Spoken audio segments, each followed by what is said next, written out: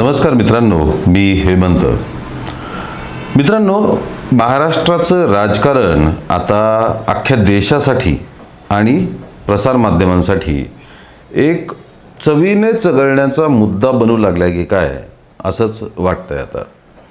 कारण महाराष्ट्राच्या राजकारणातील अनिश्चितता, महाराष्ट्राच्या राजकारणातील खळबळ किंवा महाराष्ट्राच्या राजकारणातील धोके हे सर्व आता आपल्या अंगवळणीच पडलं आहे असं म्हणावं लागेल. याचं कारण असं की मागच्या काही दिवसांपासून शरद पवारांच्या राष्ट्रवादीबद्दल वेगवेगळे मुद्दे समोर येऊ लागलेत, वेगवेगळ्या चर्चा होऊ लागल्या आहेत. या चर्चांमध्ये सर्वात महत्त्वाचा मुद्दा जो सुरुवातीला आला तो म्हणजे एकतर दोन्ही राष्ट्रवादी म्हणजे अजित पवारांचे आणि शरद पवारांचे यांचं विलिनीकरण होणार, ते नंतर नाकारण्यात आलं.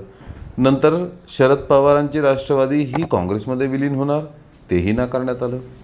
त्यानंतर अगदी अलीकडेच शरद पवारांची राष्ट्रवादी महायुतीत जाणार किंवा महायुतीतल्या एखाद्या पक्षासोबत त्याचं विलिनीकरण होणार अशी चर्चा रंगू लागली होती. याला निमित्त होतं सुरुवातीला जयंत पाटील आणि विनोद तावडे, भाजपचे विनोद तावडे आणि पवारांचे जयंत पाटील यांच्यात झालेली गुप्त बैठक. ही बैठक झाल्यानंतर जयंत पाटलांनी तसं मोकळेपणाने काही सांगितलं नाही. त्यानंतर 2 दिवसांपूर्वी अचानक जयंत पाटील हे मुख्यमंत्र्यांच्या वर्षा या निवासस्थानी गेले मुख्यमंत्र्यांना भेटण्यासाठी. त्या पाठोपाठ त्या ठिकाणी अजित पवार गटातील म्हणजे राष्ट्रवादीमधील सुनील तटकरे आणि प्रफुल्ल पटेल हे सुद्धा मुख्यमंत्र्यांच्या निवासस्थानी पोहोचले. आता हे 4 जण एकत्र आल्यानंतर तिथे काय चर्चा होत असेल या बाबतीत माध्यमांमध्ये बोललं जाऊ लागलं.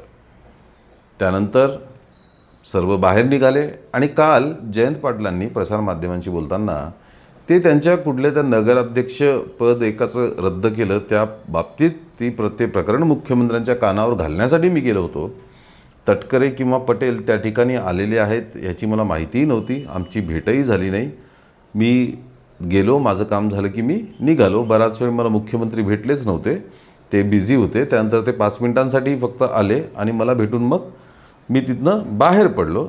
तटकरे आणि पटेल यांच्या तिथं असण्याबद्दल मला माहीत नाही, मी पवारांसोबतच आहे, आमचं काही नाही वगैरे वगैरे वगैरे सगळं त्यांनी अगदी मोकळेपणाने पत्रकारांना खुलासा दिला.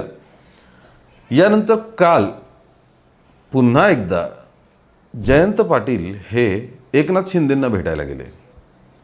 एकनाथ शिंदेंसोबत जवळपास तासभर त्यांची भेट झाली, तासभर चर्चा झाली आणि त्यानंतर त्यांनी तसं प्रसारमाध्यमांशी शिंदेंच्या भेटीबद्दल अजून तरी काही बोललेले नाही आहेत. पण याचे निष्कर्ष, याचं विश्लेषण हे कसं करता येईल? माध्यमांमध्ये चालू असलेल्या चर्चेनुसार, विविध राजकीय सूत्रांच्या माहितीनुसार आता राष्ट्रवादी शरद पवारांची ही NDAत सामील होण्यास पूर्णपणे तयार आहे असं म्हटलं जातं. काल जेव्हा जयंत पाटील शिंदेंना भेटण्यासाठी गेले होते तेव्हा जितेंद्र आव्हाड हे सुद्धा त्यांच्यासोबत होते. पण आव्हाड प्रत्यक्ष बैठकीत नव्हते, ते बाहेरच थांबले होते आणि फक्त जयंत पाटील जाऊन आतमध्ये चर्चा करून आले. या अगोदर म्हणजे 3 दिवसांपूर्वी उपमुख्यमंत्री एकनाथ शिंदे हे आपल्या नव्याने पक्षात आलेल्या 6 खासदारांना घेऊन अमित शहांच्या भेटीसाठी गेले होते. तिथेही ते शहांना तासभर भेटले. आता जयंत पाटलांची पहिले विनोद तावडेंसोबत भेट, मग मुख्यमंत्र्यांची भेट, त्यानंतर एकनाथ शिंदेंसोबत बैठक, एकनाथ शिंदेंचं अमित शहांसोबत बैठक, या सर्व ज्या घडामोडी घडत आहेत त्यावरनं एक गोष्ट मांडावी लागेल किंवा एका गोष्टीची शंका येते की जयंत पाटलांना महायुतीच्या इतक्या सगळ्या नेत्यांसोबत बैठका करण्याची काय गरज भासू लागलेली आहे? प्रश्न क्रमांक 1.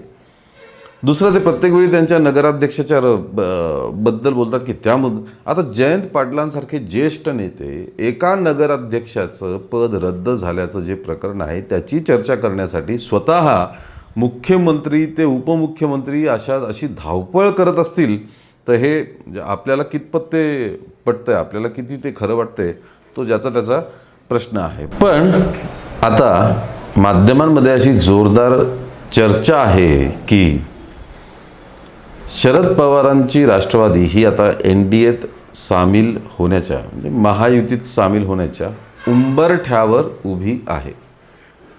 या सर्व बैठकांमधनं सर्व काही ठरलेलं आहे.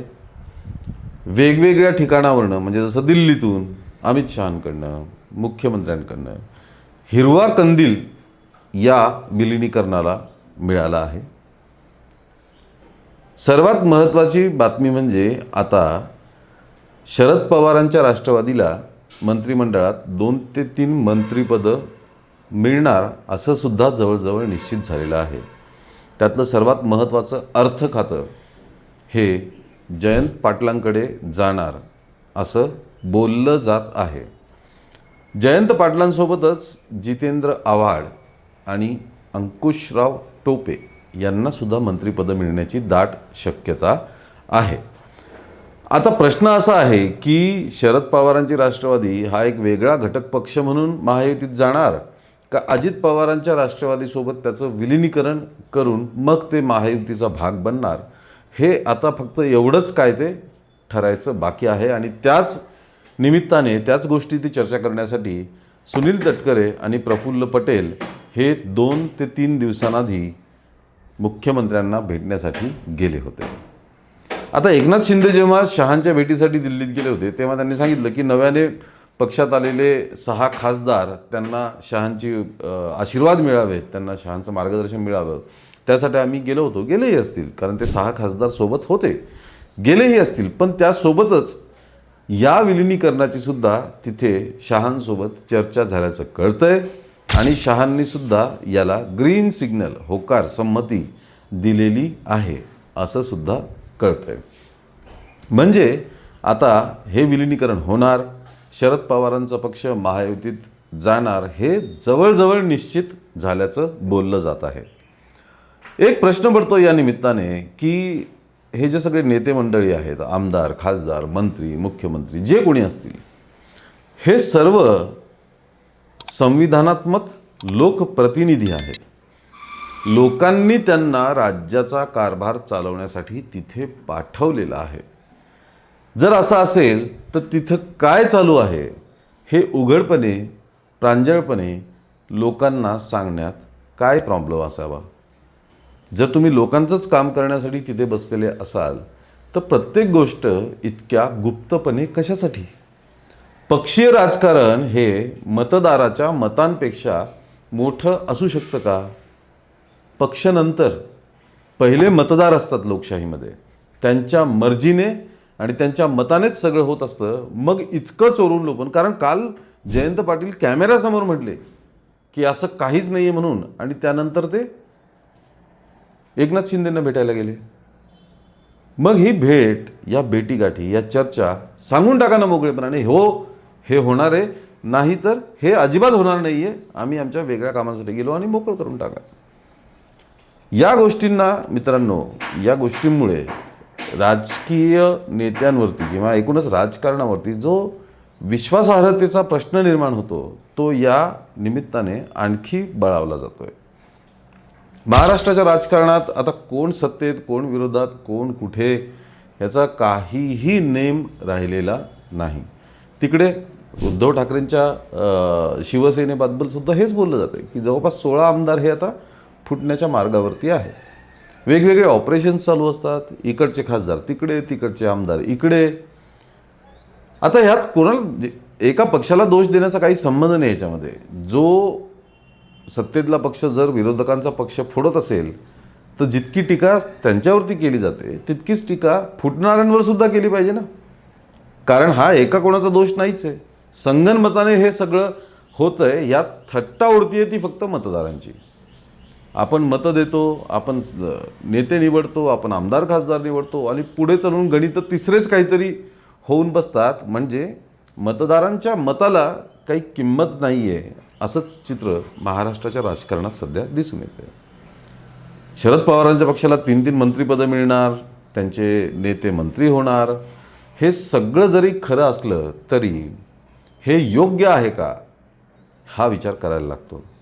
कारण की तोडून मरोडून तुम्ही कायद्याच्या चौकटीत ह्याला बसवता.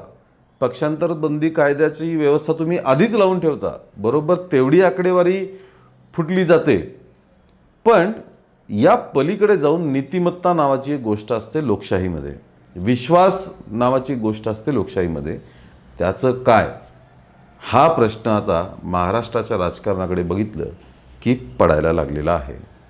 मित्रांनो, या सर्व बाबतीत तुमचं काय मत आहे हे कमेंटमध्ये नक्की कळवा. या व्हिडिओला लाईक आणि शेअर करा आणि आमच्या धक्काबुक्की या चॅनलला ताबडतोब सबस्क्राईब करा. धन्यवाद.